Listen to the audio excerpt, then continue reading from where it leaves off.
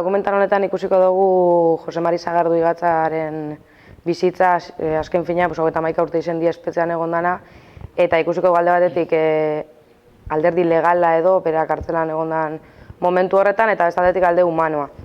Azken finan zen guk gehiago sakondu nahi izan genduna. Kortxoineako zinemaldi alternatiboaren aukera agertu zen, ni banekien aurretik horrelako lanak eta jartzen zituztela, eta Kortxoineakoekin harremanetan jarri ginen eta arazorik gabe onartu egin zuten.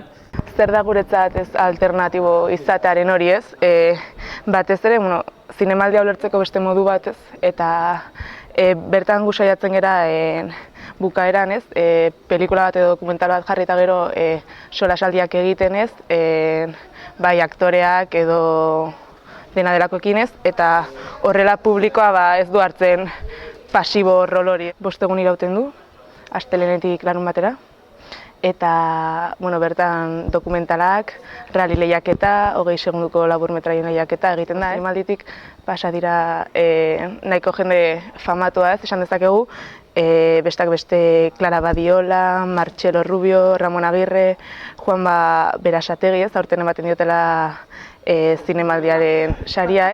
Urte hauetan batez ere garrantzia eman diogula 80. hamarkadako euskal zinemari ez, nahiko izaera propioa edo berezia ez, daukalako gure ustez, eta euskal zinemari ez, leku bat merezi du ez, zinemaldian ere. Gure iritziz kriston laguntza da gu ezela dabiltzan entzat ez, azken finen diru laguntzari gabe egiten dituzten lanak egiterakoan eta inolako babes ofiziali gabe egiten dituzten entzat, kriston aukera da lan hauek plazaratzeko.